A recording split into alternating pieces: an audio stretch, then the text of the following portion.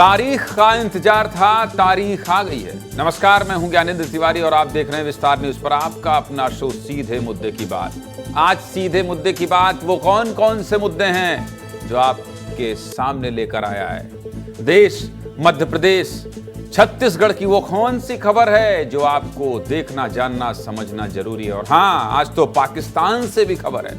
पाकिस्तान प्रधानमंत्री मोदी को याद कर रहा है। लेकिन आज सबसे पहले शुरुआत चुनाव तारीखों के ऐलान से करेंगे। महाराष्ट्र और झारखंड में सरकार बनाने के लिए चुनाव की तारीख आ गई है। 14 राज्यों के उपचुनाव की भी तारीख आ गई है। कब वोटिंग होनी है जानना चाहते हैं, कहां होनी है, नतीजे कब आना है, सब कुछ एक ही खबर में जान जाएंगे। दूसरी खबर में बात करेंगे 9 साल बाद भारत का कोई नेता पाकिस्तान पहुंचा है। विदेश मंत्री एस जयशंकर पाकिस्तान गए हैं। क्यों गए हैं विस्तार से बताएंगे, लेकिन मैंने आपसे कहा ना, पाकिस्तान मोदी को याद कर रहा है। तीसरी खबर में बात करेंगे जबलपुर कलेक्टर ने मुहिम चलाई है, बच्चों को भीख नहीं मांगने देंगे।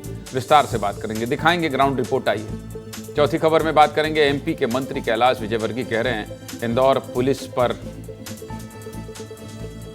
थोड़ा सख्त होते दिखाई दे रहे हैं और कह रहे हैं कि भाई भोपाल के अधिकारी कुछ करिए।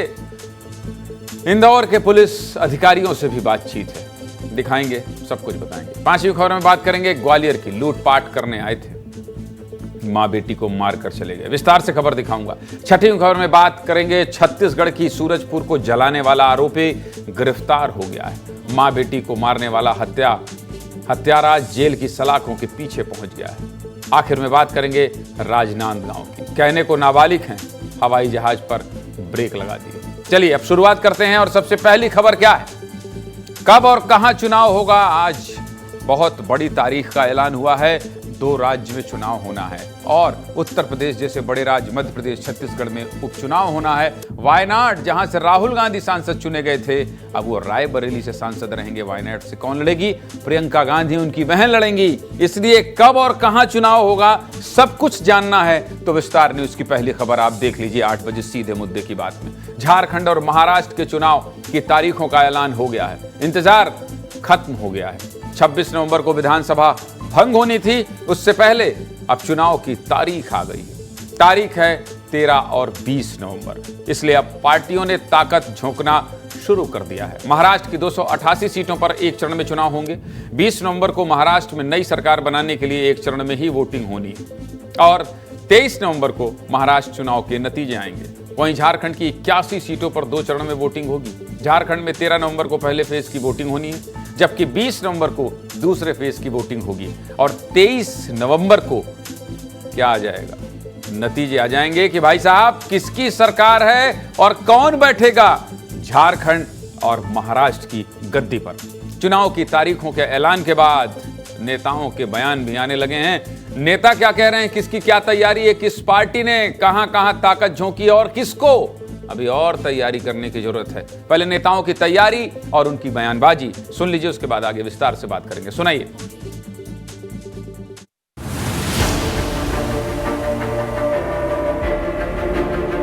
Jharkhand would be in 2 phases and date of poll in Maharashtra would be 20th 11. Counting would be on 23rd 11/24. 2 चरणों में उन्होंने चुनाव की घोषणा की है, तो इसके लिए बधाई। 100% ये चुनाव महाविकास आघाड़ी जीतेगी। सरकार महाराष्ट्र में महाविकास आघाड़ी की बनेगी। हम चुनाव आयोग से इतनी अपेक्षा करते हैं कि आप इस राज्य का चुनाव हरियाणा जैसा मत करिए। महाराष्ट्र को एक दिन में किया है तो झारखंड में भी एक से 8 से कर सकते। विधानसभा के चुनाव की घोषणा झारखंड में हो चुकी है। डबल इंजन की सरकार वहां बनेगी, ऐसा विश्वास मुझे। महाविकास आघाड़ी पूरी तरह से तैयार है और भाजपा जानती है कि महाराष्ट्र में उसके हिस्से कुछ नहीं आने वाला है। महाविकास आघाड़ी वहां प्रचंड बहुमत के साथ सरकार बनाएगी। बिल्कुल कमल खिलेगा, मुझे लगता है महायुति का विजय होगा। इलेक्शन कमीशन को जन भावना का ख्याल करते हुए उनको नॉर्मल बैलेट से करा देना चाहिए।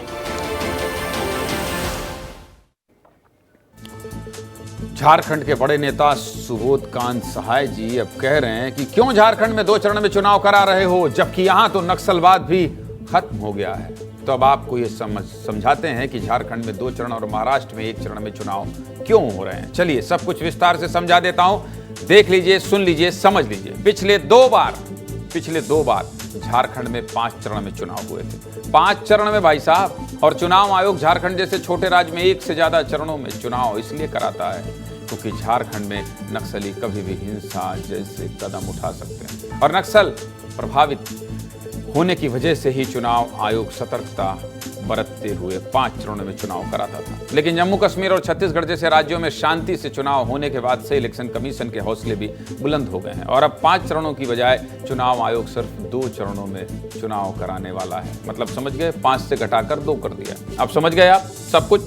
आपके मन में भी सवाल होगा, भाई महाराष्ट्र जैसे बड़े राज्य में 1 चरण और झारखंड जैसे छोटे राज्य में 2 चरण। अब अच्छे से समझ गए होंगे आप भी कि आखिर चुनाव आयोग ने ऐसा क्यों किया। चलिए अब आगे बढ़ते हैं, बात जरा महाराष्ट्र के सीट समीकरण की भी कर लेते हैं। महाराष्ट्र में कुल 288 सीटें हैं, जिसमें से 201 सीटें एनडीए के पास हैं, यानी किसके पास, जो भी सत्ता में है, सरकार चला रहे हैं, शिवसेना, एकनाथ शिंदे वाला और भारतीय जनता पार्टी। अब महाराष्ट्र की राजनीति थोड़ी सी पेचीदी है क्योंकि सत्ता चलाने वाली भी शिवसेना एनसीपी है और विपक्ष में भी शिवसेना एनसीपी। एक शिवसेना शिंदे गुट की है और दूसरी शिवसेना उद्धव ठाकरे गुट की है। ऐसा ही हाल एनसीपी का है। एक एनसीपी अजीत पवार की है और दूसरी एनसीपी उनके चाचा शरद पवार की। और इन सब के बीच सबसे बड़ी पार्टी बनकर बीजेपी किंग मेकर बनी हुई है। बीजेपी का गठबंधन, जिसे महायुति कहा जाता है, वो सत्ता में है, जिसमें बीजेपी के पास 103, शिवसेना शिंदे गुट के पास 37, एनसीपी अजीत पवार गुट के पास 39 और सहयोगियों के पास 22 सीटें। अब दूसरा महाविकास अघाड़ी गठबंधन की बात कर लेते हैं। महाविकास अघाड़ी के पास 67 सीटें हैं, जिसमें 37 सीट कांग्रेस के पास है, 37 सीट शिवसेना के पास है। शिवसेना मतलब उद्धव ठाकरे की शिवसेना के पास, एनसीपी शरद पवार के पास 13 और सहयोगियों के पास 2 सीटें। मैंने कहा था ना, सब कुछ जान लीजिए। तो ये बात हुई महाराष्ट्र की। अब झारखंड में भी राजनीति बड़ी दिलचस्प हो गई है क्योंकि सोरेन परिवार अब बिखर चुका है। महाराष्ट्र हो या फिर झारखंड, दोनों जगह पार्टियों में ऐसी फूट पड़ी है कि शिवसेना, एनसीपी और झारखंड मुक्ति मोर्चा जैसी बड़ी क्षेत्रीय पार्टियां टूटकर 2 धड़े में बढ़ चुकी हैं, 2 धड़े में बढ़ चुकी हैं। ये तस्वीरें देखिए तस्वीर चलाइए भाई और समझिए कि कैसे पिछले 5 सालों में महाराष्ट्र और झारखंड की राजनीति पूरी तरह से बदल चुकी है। शिवसेना के 2 धड़े हो गए हैं। पहला एकनाथ शिंदे, मैंने आपको बताया, वाली शिवसेना, और दूसरी उद्धव ठाकरे की शिवसेना। तस्वीर देखते जाइए। अब ये तस्वीर अजीत पवार और शरद पवार साहब की है। इनकी पार्टी के भी 2 हिस्से हैं। पहला एनसीपी अजीत पवार गुट और दूसरा शरद पवार गुट। बहुत विस्तार से बताने की कोशिश कर रहा हूं क्योंकि बहुत खिचड़ी है महाराष्ट्र में, बहुत खिचड़ी। अब झारखंड की बात करें तो चंपई और सीता सोरेन बीजेपी में शामिल हो गए हैं और हेमंत सोरेन के परिवार में भी फूट पड़ गई है। यह तो बात राज्यों के चुनाव की हो गई, समझ गए आप। इसके साथ ही 14 राज्यों की 48 विधानसभा और 2 लोकसभा सीटों पर उपचुनाव की तारीखों का भी ऐलान आज हो गया है, ऐलान कर दिया गया है। केरल की वायनाड लोकसभा सीट के साथ 13 राज्यों की 47 विधानसभा सीटों पर 13 नवंबर को वोटिंग होनी है। वहीं महाराष्ट्र की नांदेड़ लोकसभा सीट और उत्तराखंड की केदारनाथ विधानसभा सीट पर 20 नवंबर को वोटिंग होगी। सभी सीटों के नतीजे एक साथ आएंगे, 23 नवंबर को आएंगे। मध्य प्रदेश की 2 विधानसभा सीट और छत्तीसगढ़ की 1 विधानसभा सीट के लिए भी 13 नवंबर को ही वोटिंग होनी है। मध्य प्रदेश की बुधनी, शिवराज सिंह चौहान वाला, और विजयपुर विधानसभा सीट पर उपचुनाव होने हैं। कल विस्तार से बताया था, विजयपुर से पूर्व विधायक रामनिवास रावत कांग्रेस से इस्तीफा देकर बीजेपी के हो गए हैं, जिसके बाद ये सीट खाली हुई थी। और बुधनी में शिवराज सिंह चौहान केंद्र में चले गए हैं तो सीट खाली हुई है। इसके साथ ही रायपुर दक्षिण विधानसभा सीट पर भी वोटिंग होनी है और यूपी के 9 विधानसभा सीटों पर भी 13 नवंबर को वोटिंग होनी है। पूरी सियासत समझने के लिए मुझे अपने सहयोगियों के पास चलना होगा। कौन कहां से जुड़ रहा है देख लीजिए। 4 लोग हैं, ये 4 दिग्गज हैं हमारे। इनको ये कह दीजिए, इनको और कुछ नाम देने का मन तो कर रहा है लेकिन आज नहीं देता हूं। उत्तर प्रदेश से खड़े हैं आदर्श सिंह, और ये उत्तर प्रदेश के साथ साथ झारखंड की सियासत भी समझाएंगे। इसके साथ साथ अमृत तिवारी आपको दिल्ली में दिखाई दे रहे हैं, ये महाराष्ट्र की सियासत समझाएंगे, और इसके साथ साथ केंद्र की राजनीति किस तरह से प्रभावित होगी अमृत तिवारी ये भी बताएंगे। आपको श्याम सिंह तोमर व्हाइट शर्ट में दिखाई दे रहे हैं चमकते हुए भोपाल न्यूज रूम से, ये समझाएंगे कि मध्य प्रदेश का सियासी गणित किस तरफ जा रहा है, किस ओर करवट ले रहा है। और इस तरफ देखिए मंद मंद मुस्कुरा रहे हैं मृगेंद्र पांडे, ये बताएंगे कि भाई साहब छत्तीसगढ़ में बृजमोहन अग्रवाल जैसे कद्दावर नेता की सीट खाली हुई है तो क्या होने वाला है। इसलिए सबसे पहले मुझे जाना होगा कहां, अमृत तिवारी के पास, क्योंकि दिल्ली की कमान हमारे नेता अमृत तिवारी संभाल रहे हैं। अमृत जी, क्या क्या देखा, क्या क्या सुना? महाराष्ट्र में चुनाव की तारीखों का ऐलान हो गया है, और मुझे याद है जब महाविकास आघाड़ी की सरकार बन रही थी तो मेरा डिप्लॉयमेंट उस होटल में था मुंबई में, जिस होटल में एनसीपी के विधायक थे, बाद में फिर शिवसेना के भी आ गए थे, और बीच बीच में बड़े बड़े नेता वहां पहुंचते थे। तो मैंने भी होटल में ही कमरा ले लिया था कि भाई साहब सब चीज दिखता रहे। दो विधायक कैसे आए थे, कैसे सोनिया दुहन एक नेत्री हुआ करती थी, वो लेके आई थी विधायकों को, दो विधायकों को हरियाणा से अपनी स्कॉर्पियो में चला के, तब जाके सरकार बनी थी। लेकिन इतना खंड खंड हो जाएगा, इतना विघटन हो जाएगा कि दो दो पार्टी चार चार टुकड़े में बढ़ जाएंगी। आज तारीखों का ऐलान हो गया है। महाराष्ट्र और झारखंड के लिहाज से देश की सियासत किस तरफ जा रही है, क्या रुख करेगी, इस पर आप प्रकाश डाल दीजिए, फिर उसके बाद दूसरे सहयोगी साथियों के पास जाऊंगा। अमृत। ज्ञानेंद्र जी, महाराष्ट्र की बात जहां तक करें तो आज जब जैसे ही चुनाव आयोग ने चुनाव के ऐलान किया, उसके पहले ही अगर देखा जाए तो 2 दिन पहले भारतीय जनता पार्टी ने अपनी कसरत बहुत तेज़ी से शुरू कर दी थी महाराष्ट्र में अपने सीट शेयरिंग को लेकर के। जैसे कि आपने बताया कि महायुति और दूसरी तरफ महाविकास आघाड़ी है, महायुति जो कि बीजेपी जो है लीड कर रही है, इसने अपने सारे समीकरण सेट कर लिए हैं। जो हमें जानकारी मिली है, भारतीय जनता पार्टी 155 सीटों पर चुनाव लड़ रही है, जबकि जो एनसीपी जो धड़ा है अजीत पवार वाला, उसको लगभग 50 सीटें दी जा रही है और 70 के करीब सीटें जो है वो शिंदे गुट के पास जाएगा। उसी तरह से दूसरी तरफ कांग्रेस जो है अभी सीट शेयरिंग का फॉर्मूला तय नहीं कर पाई है, लेकिन उसके पर्यवेक्षक जरूर तैनात कर दिए गए हैं। अशोक गहलोत और सचिन पायलट जो कि एक दूसरे का पार्टी के भीतर धुर विरोधी है, ये महाराष्ट्र में सहयोग करने के लिए पहुंच रहे हैं, ये पर्यवेक्षक नियुक्त किए गए हैं।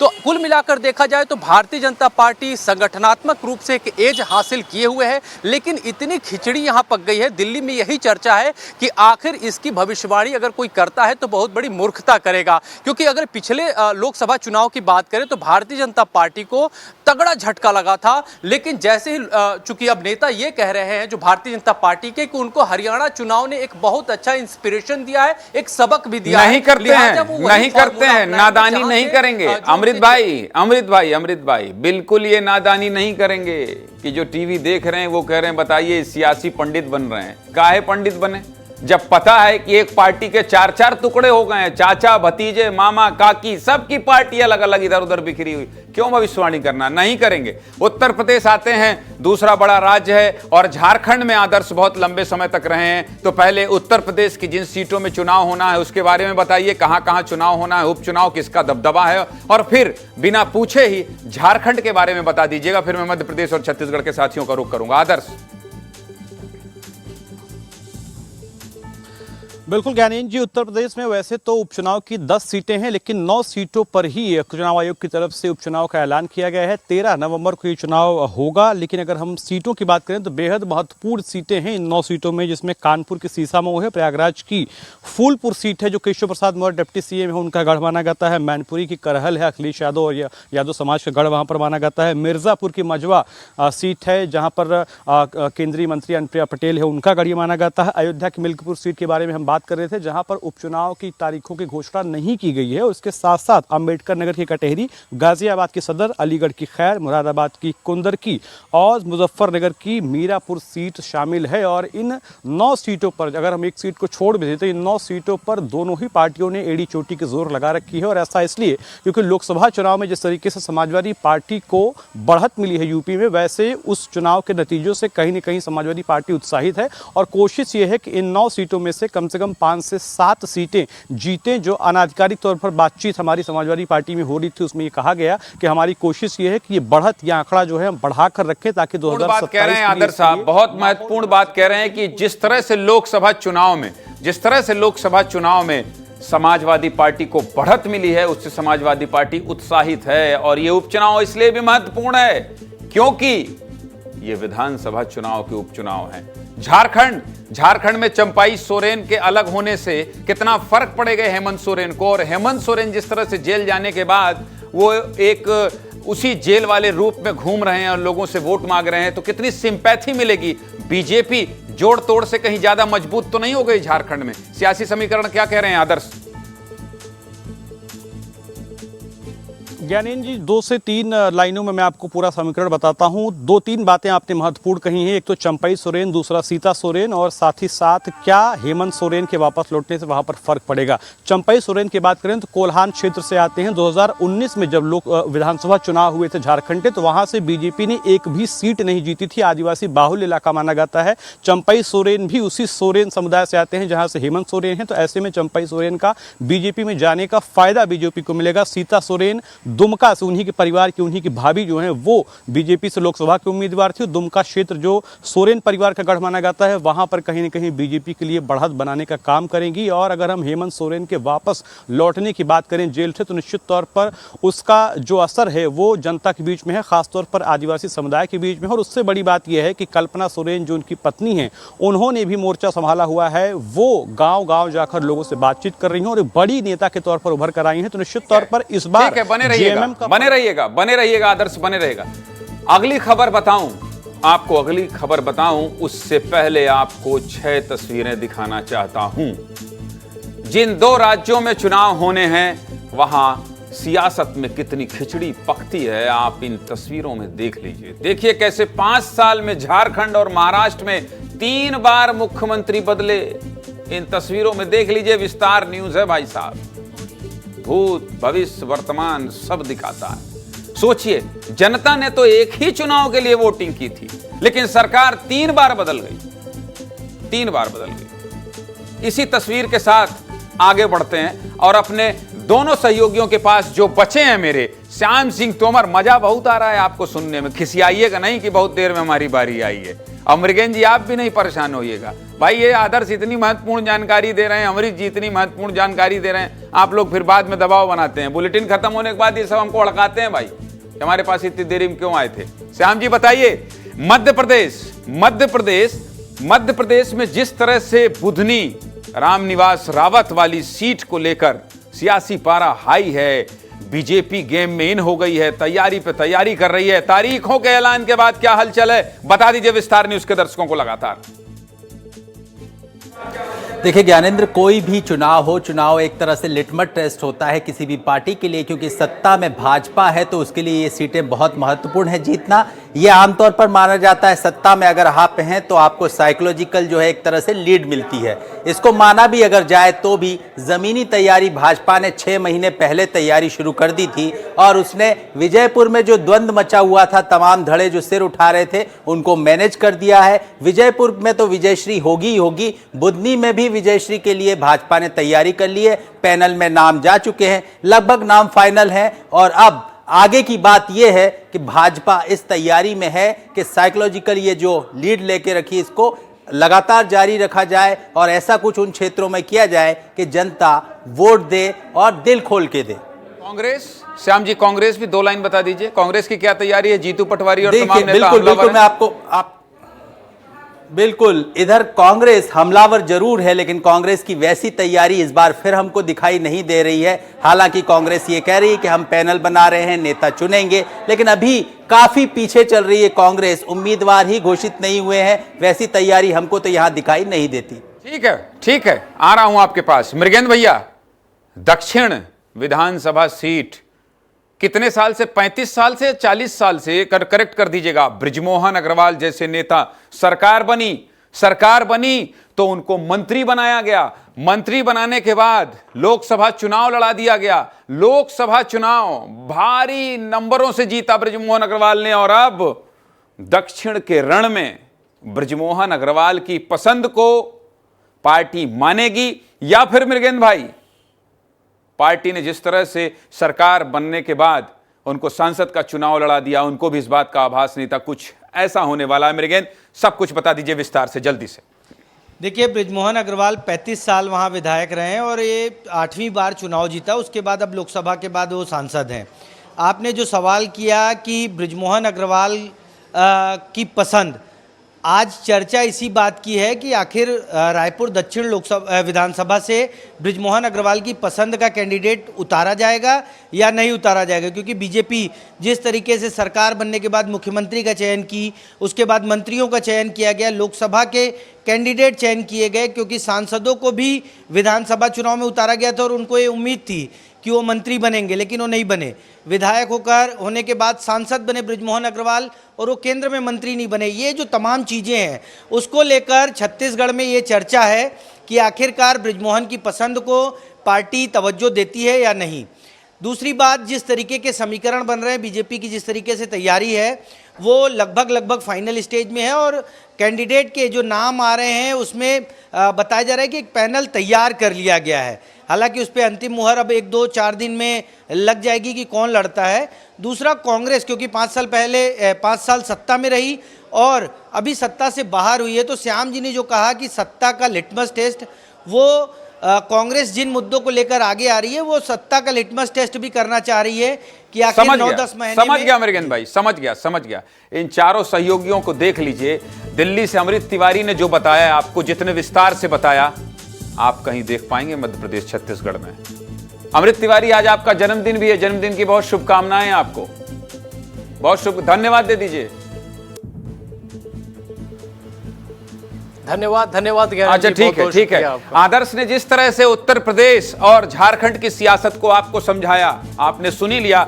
मध्य प्रदेश में श्याम जी ने जो बताया आपको वो आपने सुन लिया, और छत्तीसगढ़ में मृगेंद्र पांडे मेरे सहयोगी वरिष्ठ ने जो बताया वो भी आपने सुन लिया। विस्तार न्यूज का मकसद ही यही है कि दिन भर अगर आप टीवी नहीं देख पाए हैं और शाम के वक्त सीधे मुद्दे की बात देख रहे हैं और विस्तार न्यूज देख रहे हैं, तो वो सब कुछ जान लीजिए जो आप जानना चाहते हैं। अमृत तिवारी, जाइए बर्थडे मनाइए। बहुत बहुत शुक्रिया आपका। आदर्श आपका भी धन्यवाद, श्याम जी आपका भी धन्यवाद, और मृगेंद्र पांडे आपका भी धन्यवाद। चलिए अगली खबर की ओर बढ़ते हैं, और अगली खबर क्या है जल्दी से डाल दीजिए भाई साहब। पाकिस्तान बोला मोदी आते तो अच्छा होता। पाकिस्तान चाहता है प्रधानमंत्री मोदी पाकिस्तान आए, ऐसा पाकिस्तान के पूर्व प्रधानमंत्री नवाज शरीफ ने कहा है। 9 साल बाद भारत का कोई नेता पाकिस्तान गया है। एससीओ मीटिंग में शामिल होने के लिए भारत के विदेश मंत्री एस जयशंकर आज इस्लामाबाद पहुंचे। इससे पहले पाकिस्तान के पूर्व मंत्री नवाज शरीफ ने कहा कि एससीओ बैठक में शामिल होने के लिए अगर प्रधानमंत्री मोदी आते तो अच्छा होता। इतना ही नहीं, नवाज शरीफ ने यहां तक कह दिया कि मुझे उम्मीद है मैं जल्द ही प्रधानमंत्री मोदी से मुलाकात करूंगा। पाकिस्तान का ये मोदी प्रेम, समझ रहे हैं अंदर की बात। पाकिस्तान ने अगस्त में प्रधानमंत्री मोदी को एससीओ बैठक में शामिल होने के लिए न्योता भेजा था, लेकिन दोनों देशों के बीच खराब रिश्तों के चलते प्रधानमंत्री मोदी ने यह न्योता स्वीकार नहीं किया और उनकी जगह अब विदेश मंत्री एस जयशंकर इस बैठक में शामिल हुए हैं। और हां, विदेश मंत्री एस जयशंकर ने साफ कह दिया है कि उनका पाकिस्तान जाने का इकलौता मकसद एससीओ की बैठक ही है। वो कुछ भी हो जाए, दोनों देशों के रिश्तों पर चर्चा नहीं करेंगे। इससे पहले पिछले साल गोवा में एससीओ देशों के विदेश मंत्रियों की बैठक हुई, जिसमें हिस्सा लेने के लिए पाकिस्तान के तत्कालीन विदेश मंत्री बिलावल भुट्टो भारत आए थे। तब भारत के विदेश मंत्री एस जयशंकर ने उनसे हाथ भी नहीं मिलाया था। तस्वीरें खूब वायरल हुई थी, खूब चर्चा हुई थी। करीब 9 साल पहले प्रधानमंत्री मोदी 25 दिसंबर 2015 को पाकिस्तान के दौरे पर गए थे। प्रधानमंत्री मोदी एक सरप्राइज विजिट पर लाहौर पहुंचे थे। तब पाकिस्तान के प्रधानमंत्री नवाज शरीफ से भी मुलाकात किए थे, और अब नवाज शरीफ ने ही कहा है कि पीएम मोदी आते तो अच्छा रहता। लेकिन सीधे मुद्दे की बात यही है कि प्रधानमंत्री पाकिस्तान नहीं गए हैं। बुलाते रहिए, प्रेम भाव दिखाते रहिए। ये भारत का मजबूत प्रधानमंत्री है, ये भारत की मजबूत शख्सियत है। चलिए अगली खबर बता देता हूं, और अगली खबर क्या है? भोपाल के अधिकारी कृपया ध्यान दें। और पीछे कौन है? कैलाश विजयवर्गीय, मध्य प्रदेश के कैबिनेट मंत्री हैं कैलाश विजयवर्गीय। बड़े नेता हैं, बीजेपी के दिग्गज नेता हैं, लेकिन इन दिनों एमपी में हो रहे नशे के कारोबार को लेकर चिंतित हैं। मन से गुजारिश कर रहे हैं कि नशे के कारोबार को लेकर कुछ करना होगा। कैलाश विजयवर्गीय अगर चिंतित हैं तो पूरी खबर आपको विस्तार से बताना पड़ेगा, पूरा मामला क्या है विस्तार से समझाना पड़ेगा। तो चलिए खबर पूरी समझा देता हूं। सोमवार देर शाम को एक फ्लाईओवर के लोकार्पण के कार्यक्रम में कैबिनेट मंत्री कैलाश विजयवर्गीय ने अपने संबोधन में मुख्यमंत्री डॉक्टर मोहन यादव से गुजारिश करते हुए कहा कि मुख्यमंत्री जी, नशे का कारोबार बढ़ता जा रहा है, इसे रोकने के लिए स्पेशल टीम बनानी पड़ेगी। कैलाश विजयवर्गीय ने यहां तक कह दिया कि मुझे तो नाम तक पता है कि कौन कारोबार फैला रहा है। जब इतनी बड़ी बात कह दी है कैलाश विजयवर्गीय ने, तो पहले सुन लीजिए कि क्या कहा है, क्यों कहा है मंत्री जी ने, फिर उसके बाद विस्तार से खबर में आगे बात करेंगे। सुनाइए। नौजवान नशे की ओर दौड़ रहे हैं। आपके निर्देश पर पुलिस ने बड़ी अच्छी कार्रवाई की है। हमें संतोष है, पर अभी संतुष्टि नहीं है। उसका कारण है कि चोर को तो पकड़ रहे हैं, पर चोर की मां तक नहीं पहुंच रहे हैं। मैं इस खुले मन से कह रहा हूं कि ये सब ड्रग्स वगैरह ये प्रतापगढ़ से आते हैं। मुख्यमंत्री जी, इसमें भोपाल के अधिकारियों को हस्तक्षेप करना पड़ेगा, क्योंकि यहाँ पर राज्य की पुलिस, राजस्थान की पुलिस से संपर्क करके मेरे को तो नाम भी पता लग गए कि कौन कौन लोग हैं वहां पर। इन सब को अगर जेल की शिक्षों में नहीं डाला तो हमारे मध्य प्रदेश की तरुणाई को बर्बाद करने के लिए कुछ लोग लगे हुए हैं।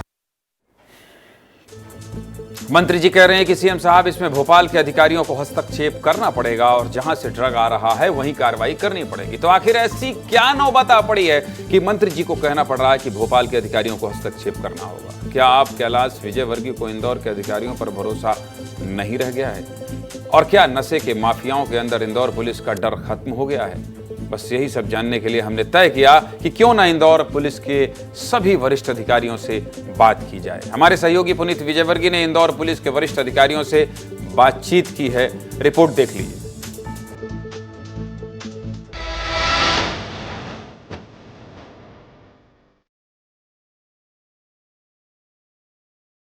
चोर को तो पकड़ रहे हैं, पर चोर की मां तक नहीं पहुंच रहे हैं। फिर ये सब ड्रग्स वगैरह ये प्रतापगढ़ से आते हैं। मुख्यमंत्री जी, इसमें भोपाल के अधिकारियों को हस्तक्षेप करना पड़ेगा। इंदौर में लगातार नशे के विरुद्ध में अभियान चलाकर कार्रवाई की जा रही है। इसमें लगातार जोन 2 की पुलिस भी इसमें अग्रसर है। इसमें लगभग अभी तक जोन 2 की पुलिस के द्वारा लगभग 8.5 किलो ब्राउन शुगर, जबकि लगभग मार्केट में 8 करोड़ से ज़्यादा की कीमत की होती है, उसको जब्त किया गया है। जो लोग ड्रग एडिक्ट हैं उनको कैसे समाज की मुख्य धारा में ले जाए, इसके लिए हम लगातार काम कर रहे हैं और हम डी एडिक्शन और रिहेबिलिटेशन सेंटर्स से भी बात कर रहे हैं। ऐसे जो विक्टिम लोग हैं, जो एक्यूज नहीं है, अपराधी नहीं है, गलत संगत से ड्रग्स का सेवन करने लगे हैं, उन्हें समाज की मुख्य धारा में कैसे शामिल किया जाए, इसके लिए हम लगातार काम कर रहे हैं। क्राइम ब्रांच इसमें लगातार काम कर रही है और हमने NDPS के हर क्षेत्र में हमारा काम जारी है, चाहे वो MD पकड़ने का मामला हो, चाहे वो ब्राउन शुगर हो, गांजा हो या अन्य भी हो।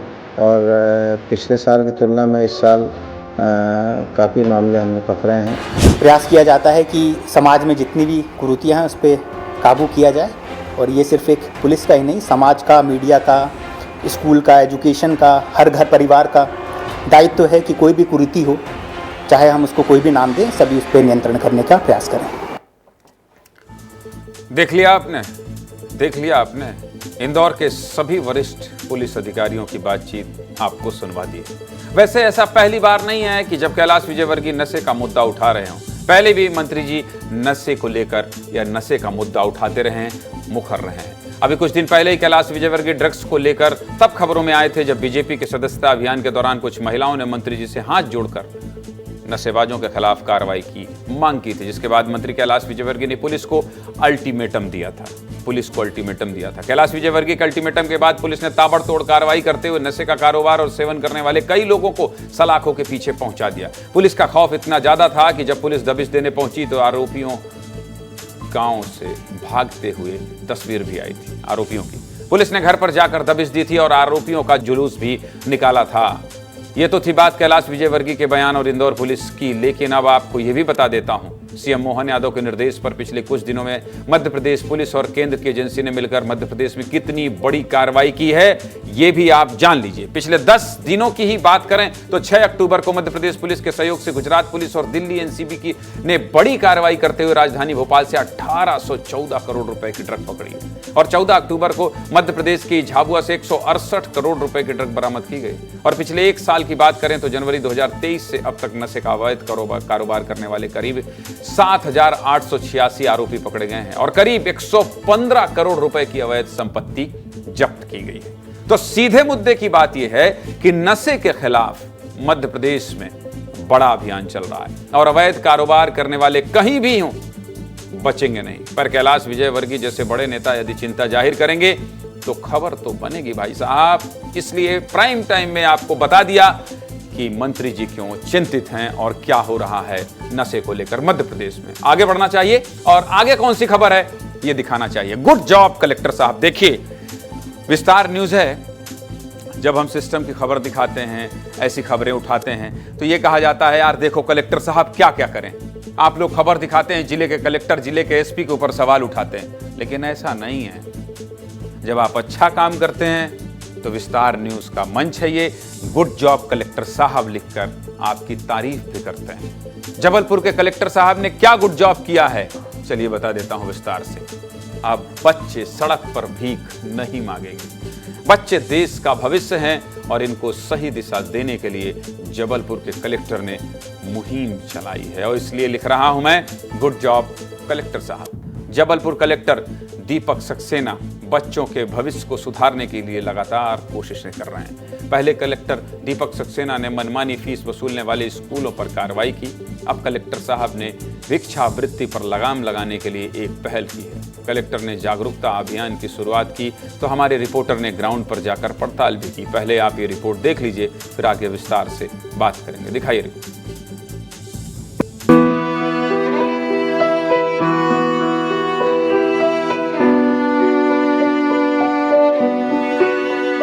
इस समय आप तस्वीर देख सकते हैं, एक बहुत छोटा बच्चा है, वो कार की जो है कांच साफ कर रहा है और इस बहाने उससे पैसा मांग।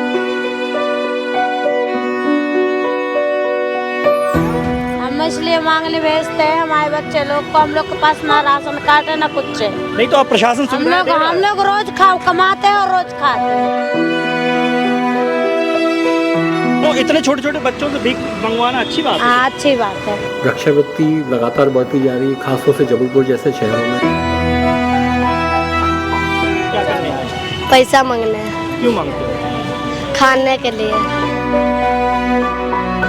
दान को आप भिक्षावृत्ति समझ के जब आप देते हो और उसका जब सदुपयोग नहीं होता तो मुझे नहीं लगता कि उसका पुण्य मिलता होगा, पाप ही लगता होगा आपको जब आपके पैसे से कोई बच्चा नशे का शिकार होता है। बहुत सालों के बाद ऐसे कलेक्टर महोदय हमारे शहर में है जिन्होंने एक इतने ज्वलंत विषय पर ध्यान दिया, चाहे स्कूल की शिक्षा का मैटर था या भिक्षावृत्ति का मैटर है। बहुत अच्छी पहल की है आपने कलेक्टर साहब, बहुत अच्छी पहल है। जिन हाथों में कॉपी और कलम होनी चाहिए उन हाथों में मजबूरी का कटोरा देखकर दुख होता है, परेशान हो जाता हूं। जब ये खबर आई तभी सोच लिया आज विस्तार से बात करूंगा। आज पहल एक जिले में हुई है, इस खबर को देखकर बाकी लोग भी जागरूक होंगे। जबलपुर में हमारे सहयोगी 3 पत्ती चौराहे पर पहुंचे। इस चौराहे पर भी दुर्गेश साहू को कई बच्चे भीख मांगते हुए दिखाई दिए। बच्चे सड़क पर घूम घूम कर गाड़ियों के शीशे पोंछते हुए लोगों से पैसे मांग रहे थे। इन बच्चों के साथ इनकी माँ भी थी। जब हमारे सहयोगी दुर्गेश साहू ने इन बच्चों की माँ से बात की तो सुनिए बच्चों की माँ ने क्या कहा है, सुनाइए। क्या कर रहे हो? मांग रहे हैं। क्यों? बच्चे जो आपके हैं? हाँ 2 है हमारे अगर हाँ बताओ ना। हम इसलिए मांगने भेजते हैं हमारे बच्चे लोग को, हम लोग के पास ना राशन कार्ड है ना कुछ है। ऊपर कलेक्टर बोल रहा है? कलेक्टर कुछ नहीं बोलता। हाँ। सरकार जे बोलती है कि तुम जे कटोरी छोड़ दो, कटोरी छोड़ देंगे ना तो हम मर जाएंगे भूख के। नहीं तो मदद तो मांगो आप प्रशासन के पास। हम नहीं मांगना हमको मदद, अब हम भीख मांग के खा लेंगे मगर मदद नहीं मांग। बच्चों से तो भीख मंगवाओ। बच्चे से ही मंगवाएंगे। क्यों बच्चों से क्यों? हमारा भविष्य कुछ भी नहीं हुआ है तो बच्चे को क्या करेंगे? छोटे छोटे बच्चे कितनी उम्र है? कितनी उम्र है? 6 से 7 साल के। तो भीख मंगवाना अच्छी बात है? अच्छी बात है। अच्छा, कितने साल से भीख मंग रहे हो आप? हम कई साल से मांग रहे हैं भीख। तो हमारे अच्छा लगता है ये?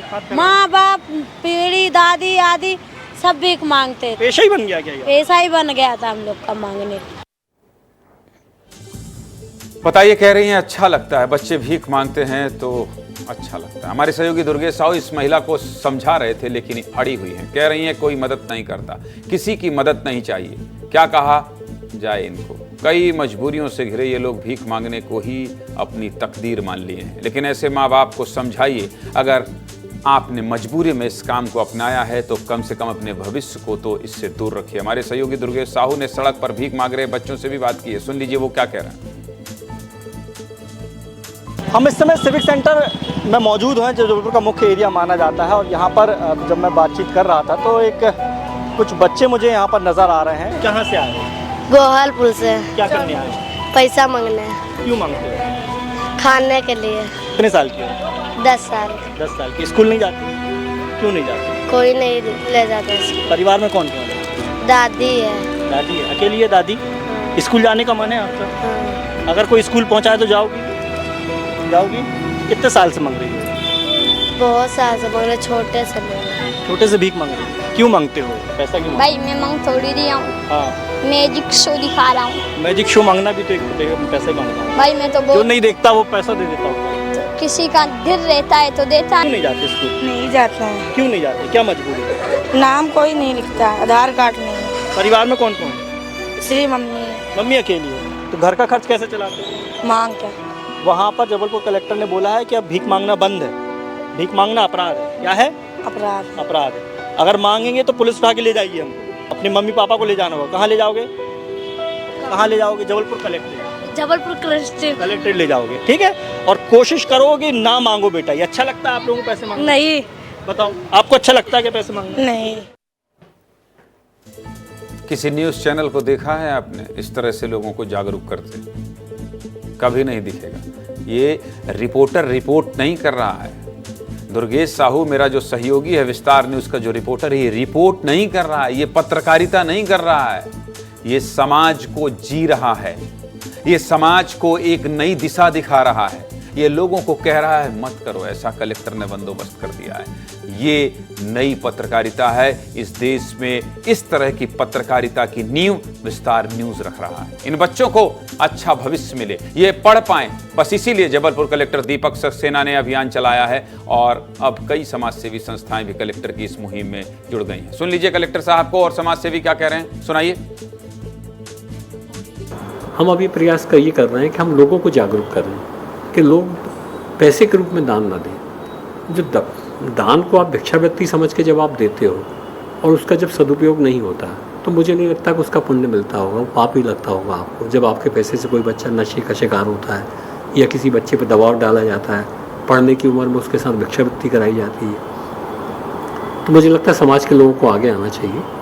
हम समाज के लोगों को साथ में लेंगे, कोशिश करेंगे कि इस तरह के जो बच्चे यहाँ पर भीख वगैरह मांग रहे हैं, एक तो उन पर अंकुश लगे, सख्ती से लगे कि उनके पेरेंट्स उस काम में उपयोग ना करें, और यदि इनकी कोई नीड है, और लोगों की भी एक शिक्षा होती है जबलपुर जैसे शहर में कि हम दान करें, तो उनके दान को लोगों की नीड के साथ हम कैसे जोड़ पाएँ, उसके लिए कुछ मॉडल तैयार करें। मुझे लगता है कि इसमें सबसे ज़्यादा अवेयरनेस पे काम करने की आवश्यकता है।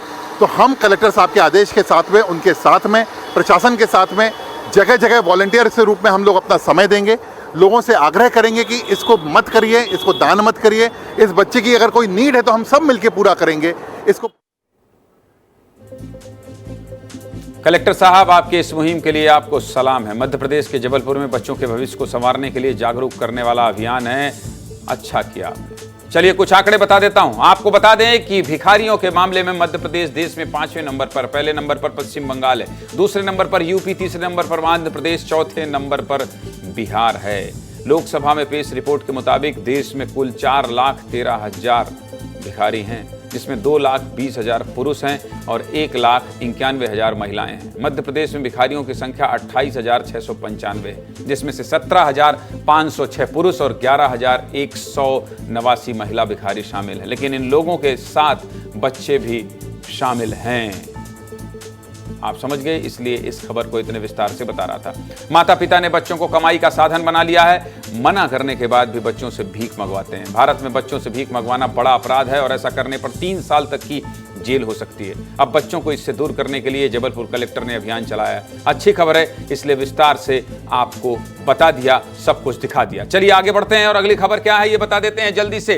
सूरजपुर को जलाने वाला ये दरिंदा गिरफ्तार हो गया है। पूरे सूरजपुर को दहला देने वाला, मां बेटी की हत्या करने वाला कुलदीप साहू गिरफ्तार हो गया है। पुलिस पर खौलते तेल को फेंक कर हमला करने वाला कुलदीप साहू अब पुलिस के शिकंजे में है। कई घंटों की मशक्कत के बाद पुलिस को यह कामयाबी मिल गई है। आरोपी कुलदीप साहू ने बेरहमी से एक मासूम बच्ची और उसकी मां की हत्या कर दी थी। जिस मासूम बच्ची और मां की हत्या हुई वो एक पुलिस वाले का परिवार था। इस घटना के बाद पुलिस पर कई सवाल खड़े हो रहे थे, जिसके बाद आज पुलिस ने कई घंटों के बाद आरोपी को गिरफ्तार कर लिया। विस्तार से बात होगी, लेकिन पहले ये रिपोर्ट दिखाना पड़ेगा, इसलिए रिपोर्ट देख लीजिए।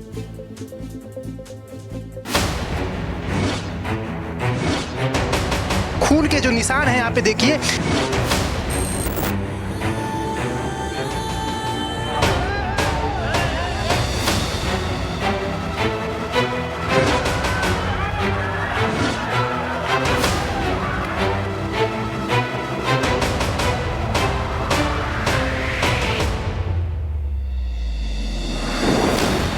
हेड कांस्टेबल की पत्नी और बेटी का जो हत्यारा है उसे बलरामपुर से लेकर पुलिस सूरजपुर पहुंच चुकी है। एक कोतवाली थाना का कैंपस है और इसी कैंपस में उसे रखा गया है।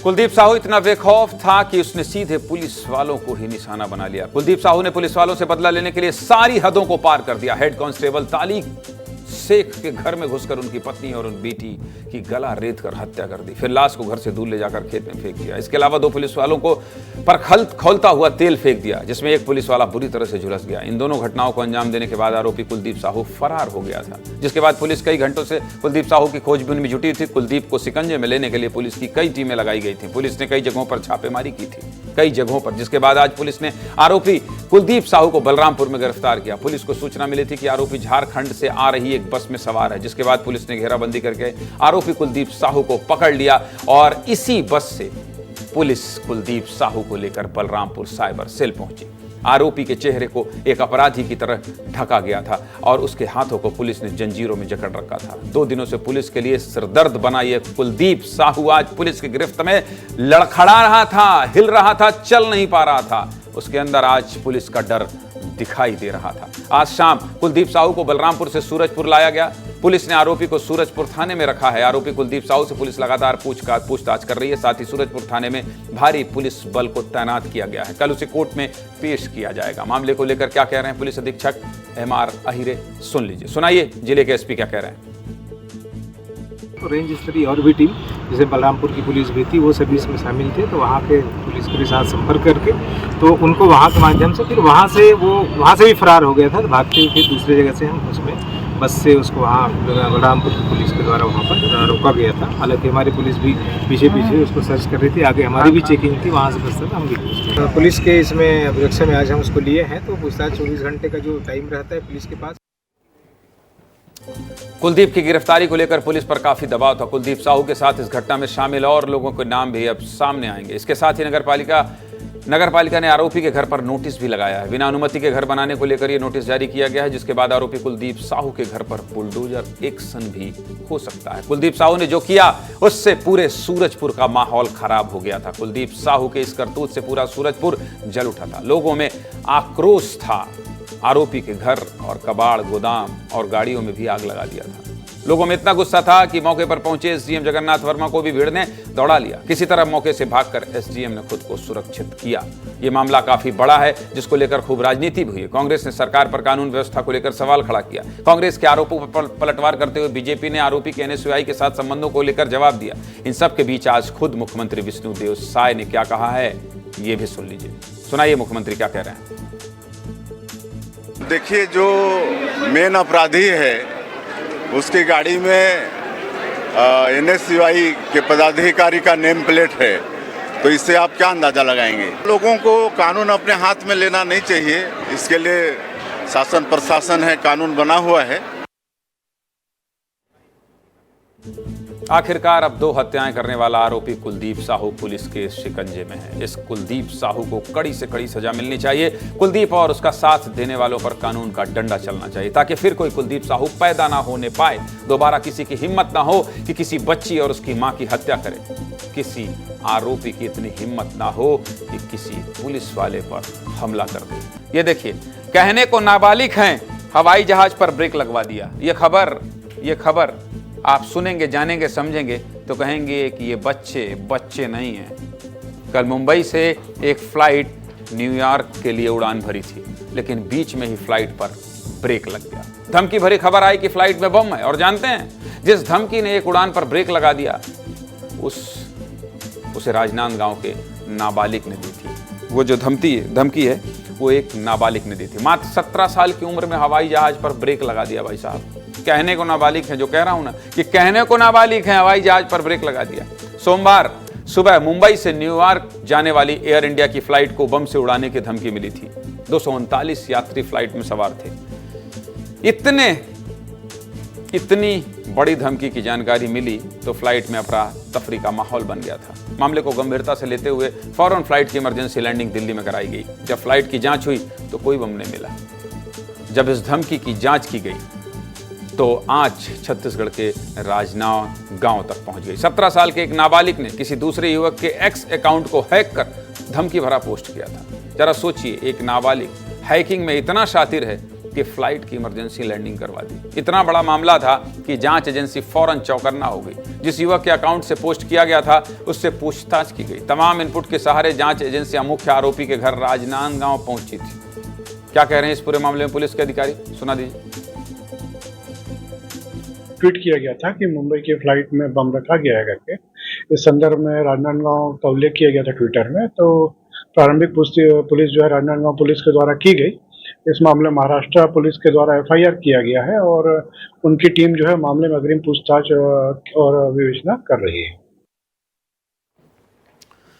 राजनांदगांव के सन सिटी से नाबालिग को जांच एजेंसी मुंबई लेकर गई है। इस नाबालिग का कारनामा सुनेंगे तो हैरान रह जाएंगे। हैकिंग में ये इतना माहिर है कि एक पत्रकार के फोन को हैक कर फेक न्यूज फैला दिया था। ए भाई, हेलो, हमारा फोन बचाना। शहर में सनसनी मच गई थी। हर बार पकड़े जाने पर माफी मांगने के बाद मामले को शांत कर दिया जाता था, लेकिन इस बार मामला बड़ा है, देश की सुरक्षा से जुड़ा है और आरोपी का तार राजनांदगांव से जुड़ा है, तो खबर दिखाना जरूरी था। और एक नाबालिग इस तरह की हरकत करे तो ये भी बताना जरूरी है कि भैया बच्चों को ज्यादा हाईटेक मत बनाइए, हवाई जहाज रुकवा दे रहे हैं। चलिए आगे बढ़ते हैं और अगली खबर क्या है। हे भगवान, ऐसी मौत किसी को ना देना, बड़ी दुखद खबर है, बड़ी दुखद खबर है। सालों तक बंधक रही महिला ने दम तोड़ दिया है। खबर सुनकर हैरान रह जाएंगे। विश्वास नहीं होगा कि किसी महिला के साथ ऐसा हो सकता है, किसी महिला के साथ ऐसा हो सकता है। किसी महिला के साथ जानवरों से भी ज्यादा बुरा बर्ताव किया जा सकता है। मामला मध्य प्रदेश की राजधानी भोपाल का है। तस्वीरों में दिख रही महिला का नाम रानू साहू है। बरखेड़ी इलाके में ससुराल वालों ने रानू साहू को बंधक बनाने का मामला सामने आया है। रानू को ससुराल वालों ने 16 सालों तक घर में बंधक बनाकर रखा था। जब रानू को उसके ससुराल से रेस्क्यू किया गया तो रानू रस्सियों से बंधी मिली थी। रानू साहू इतनी कमजोर हो गई थी कि चल भी नहीं पा रही थी, बात भी नहीं कर पा रही थी। पुलिस वालों को उसे गोद में उठाकर बाहर लाना पड़ा। इसके अलावा सबसे हैरान कर देने वाली बात क्या है जानते हैं? रानू की उम्र करीब 40 साल थी, लेकिन उनका वजन मात्र 25 किलो का हो गया था। रानू का शरीर हड्डियों का ढांचा बन चुका था। ये रिपोर्ट देख लीजिए, आगे खबर बताओ।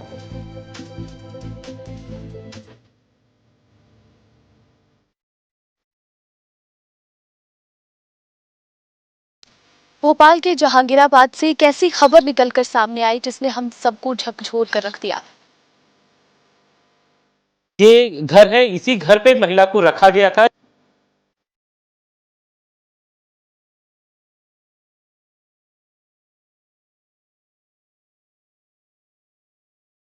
हाँ, बीमार थी, मेंटल थी वो, उसका 2 साल इलाज भी चला है।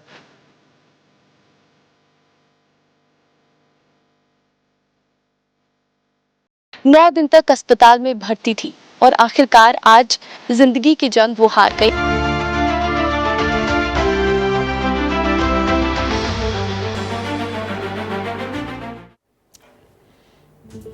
सोलह सालों तक रानू को बाहरी दुनिया से अलग कैद करके रखा गया था। रानू की शादी 2006 में भोपाल के रहने वाले योगेंद्र साहू के साथ हुई थी। 2008 के बाद से रानू अपने घर वालों से नहीं मिल पाई थी। ससुराल वालों ने रानू के बच्चों को भी रानू से दूर कर दिया था। रानू के बंधक होने की खबर पड़ोसियों से मिली थी। पिता की शिकायत पर 5 अक्टूबर को जहांगीराबाद पुलिस और महिला थाना पुलिस रानू के ससुराल पहुंची और एक एनजीओ की मदद से रानू साहू का रेस्क्यू किया गया। रेस्क्यू के बाद रानू साहू का अस्पताल में इलाज चल रहा था, लेकिन 9 दिन बाद इलाज के दौरान रानू साहू की मौत हो गई। मायके वालों ने आरोप लगाया था कि रानू के पति, ससुर और ससुराल के बाकी लोग खाना और पानी तक ढंग से नहीं देते थे और रानू को प्रताड़ित करते थे। क्या कहा है रानू के घर वालों ने, ये भी सुन लीजिए। मैं दवा चलती रही, कुछ नहीं था, कंकाल था, मांस उसकी बॉडी में था नहीं, पैर कटा हुआ था, सब चीज़ें हुई और ताड़ना की तो हद कर दी है। पैसा मांगा, 1 बार दिया, 2 बार दिया, इतना पैसे वाले नहीं थे कि हम उनको बार बार पैसा दें, करना धरना कुछ नहीं। बहन से मैं बहुत बार मिला हूँ, स्थिति उसकी अच्छी भी रही है, कंडीशन बीच में ख़राब भी रही है। हमने उसकी स्थिति सुधार के उसको 2 बार भेजाया, समझाया, हमारे परिजन भी आए उनके परिवार को समझाने के लिए। घर वाले काफी दुख में हैं, परेशान हैं, रो रहे हैं। पिता किशनलाल साहू की शिकायत पर पुलिस ने महिला के पति पर मामला दर्ज किया है। ससुराल वालों का कहना है कि रानू की मानसिक स्थिति ठीक नहीं थी, वो मानसिक रूप से बीमार थी। अरे भाई, अगर ऐसा था तो डॉक्टर को दिखाते, इलाज कराते। ऐसे बांध देने से रानू ठीक हो गई क्या? रानू अब इस दुनिया में नहीं है। ये घटना बहुत आहत करने वाली है। रानू के साथ जो कुछ हुआ उसने मानवता को शर्मसार किया है। रानू के साथ जानवरों से भी बुरा बर्ताव किया गया है। रानू के साथ ऐसा करने वालों पर सख्त से सख्त कार्रवाई होनी चाहिए और रानू को इंसाफ मिलना चाहिए। मैं इस तरह की खबर इसलिए दिखाता हूं आपको ताकि समाज में जो लोग इस तरह की गंदगी फैला रहे हैं, समाज में जिनको किसी का डर नहीं है, किसी का खौफ नहीं है। और मेरा मानना है, देखिए मैं एक बात आपको बहुत ईमानदारी से बता दूं, आप कितना भी पैसा कमा लें, आप कितने भी बड़े क्यों ना हो जाएं, आप कितने भी बड़े क्यों ना हो जाएं, आपको इंसान बहुत अच्छा बनना पड़ेगा। इंसानियत आपके अंदर होनी चाहिए, मानवता आपके अंदर होनी चाहिए। सब कुछ कमा लेंगे आप, लेकिन आप अगर इंसान ठीक नहीं है तो सोचिए कि आप क्या कर रहे हैं। देख लीजिए, अगर ठीक होते तो एक की जान नहीं जाती। टाइम हो गया है 8:50 और सोशल मीडिया, ये देखिए, इसको बंद करना पड़ेगा तब आप देख पाएंगे, क्योंकि यहां अगर शिकायत आ रही है एक्स पर तो भी मेरा रिपोर्टर आप तक पहुंच रहा है। अगर आप फेसबुक पर कमेंट कर रहे हैं तो भी मेरा रिपोर्टर आप तक पहुंच रहा है। अगर आप यूट्यूब पर नीचे कमेंट कर रहे हैं, हमारे जो पोल्स होते हैं, पोल्स यूट्यूब में हम सवाल पूछते हैं, उसमें अगर आप कमेंट कर रहे हैं कि आ जाइए ये खबर है, तब भी मेरा रिपोर्टर पहुंच रहा है। और अगर आप इंस्टा में टैग करके हमें कह रहे हैं कि भाई साहब आ जाइए, हमारे पास एक खबर है, दिखा दीजिए, तब भी हमारा रिपोर्टर पहुंच रहा है। और इसलिए कह रहा हूं, अगर मान लीजिए यहां से आप नहीं पा रहे हैं तो यहां ये नंबर डाल दीजिए भाई, 8282824982 पर आप व्हाट्सअप करिए, कॉल मत करिए। और हां, इस नंबर पर एक दिन में 100 मैसेज आ रहे हैं कि भाई साहब नौकरी दे दीजिए। नौकरी नहीं दे पाएंगे, नौकरी देने के लिए नहीं नंबर दिया है, आप समझ रहे हैं, आपकी समस्या का समाधान करने के लिए दिया है, जिम्मेदारों तक आपकी आवाज पहुंचाने के लिए दिया है। इसलिए नौकरी नहीं दे पाएंगे। अगर पत्रकारिता की है आपने और आपको लगता है कि आपको विस्तार न्यूज में काम करना चाहिए, तो अगर कहीं जगह होगी, फिलहाल अभी तो नहीं है, अभी विस्तार न्यूज बढ़िया चल रहा है। देखते रहिए, खूब प्यार देते रहिए। आपकी समस्या का समाधान करवाने के लिए विस्तार न्यूज का एक एक सदस्य जी जान लगाकर मेहनत कर रहा है। फिलहाल मुझे इजाजत दीजिए,